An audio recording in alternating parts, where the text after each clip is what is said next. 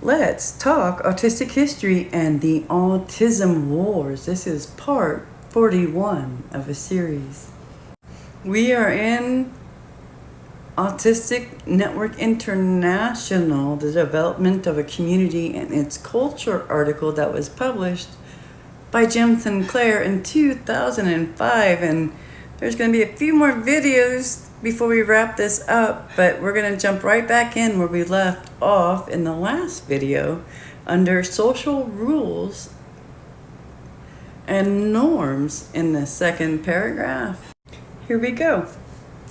We do not expect you to act normal or to behave like a neurotypical person at Autistic.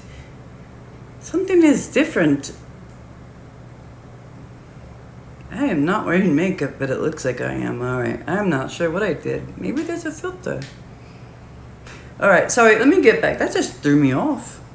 Jumping in, we do not expect you to act normal or to behave like a neurotypical person at Autistic.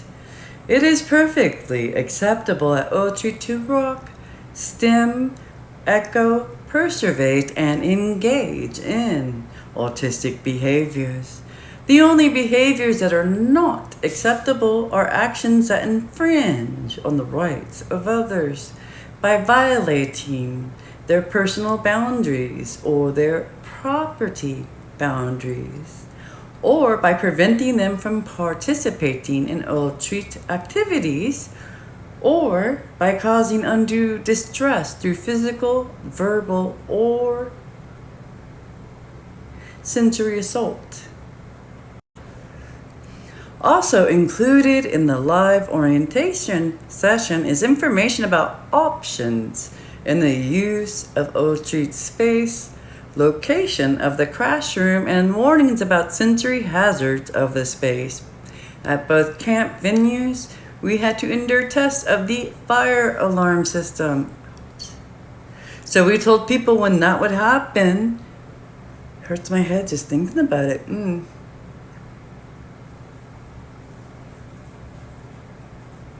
Okay, so we told people when that would happen and suggested places to go to be as far as possible from the alarm when it went off.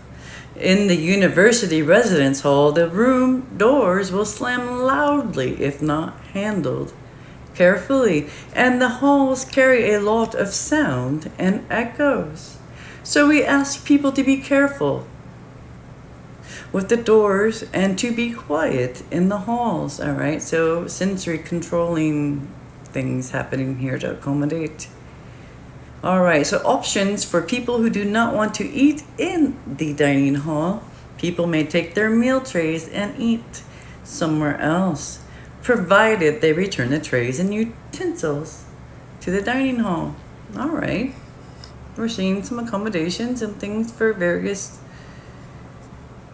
needs. And a basic principle of Autistic social conventions is that the social interactions are only desirable if they are voluntary.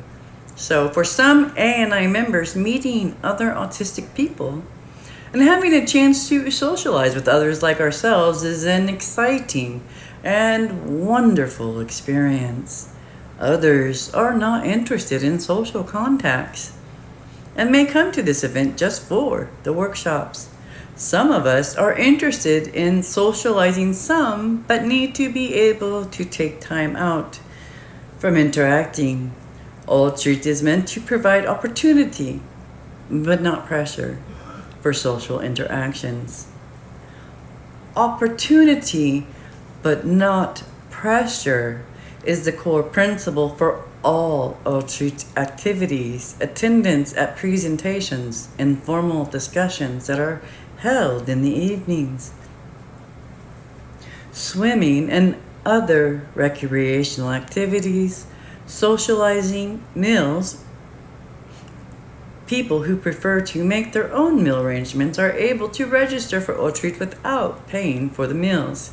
On-site lodging, people who prefer to stay at an off-site hotel can register for Autistic as a commuter rate. All participation is purely voluntary. This next section is titled Freedom from Pressures and Expectations. So here we go. For some autistic people attending Altreat, the sudden absence of pressures and expectations to behave in certain ways can be quite disorienting at first. NT people are often disoriented as well and may experience culture shock. Oh, yes, culture shock. This is huge.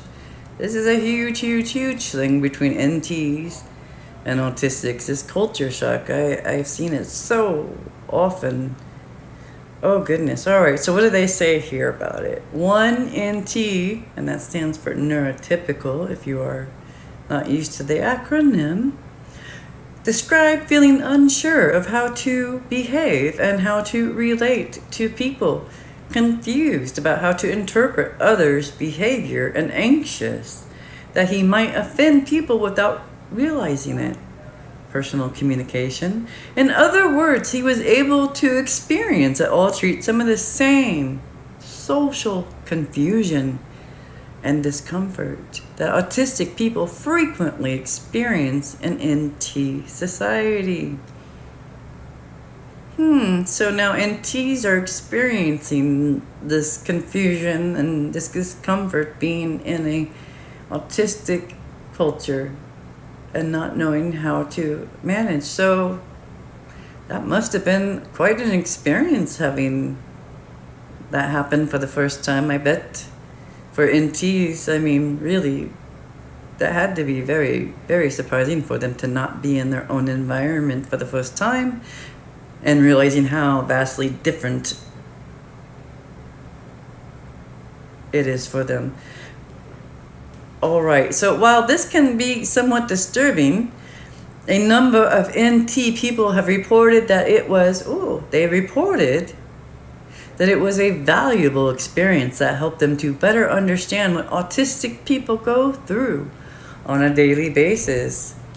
Many, but again, not all, autistic people have felt the same sense of homecoming at Altreat that characterized the early meetings of ANI members in small groups. At the first Altreat in 1996, John Alexis Vierick stated, "I feel as if I'm home among my own people for the first time. I never knew what this was until now." The sentiment is so widespread among the regular Altreat attendants or attendees that it was addressed at an Altreat workshop comparing the autism community to a diaspora, diaspora. The absence of any expectation or pressure to socialize and the knowledge that they're free to withdraw at any time seem to free many autistic people to want to socialize. People spontaneously get together for hikes or tours of local sites of interest. Sleep deprivation is a common experience at Altreat as conversations and informal discussion groups go on late into the night. One morning I watched with interest as people came into the dining hall for breakfast. The dining hall was furnished with small tables, about 6 or 8 chairs per table, and was large enough to seat about 200 people. Our group was small, and some people were eating outside to avoid the noise and crowding in the dining hall. There were plenty of empty tables, but at least half the people in the room were clustered around just a few of the tables. As I watched, more and more people brought their trays to tables that already had people sitting at them. As the tables filled up, some people took chairs from unoccupied tables and brought them to squeeze around one of the full ones. What's happening here? We'll find out in the next video. Thank you for learning a little bit more about autistic history with me.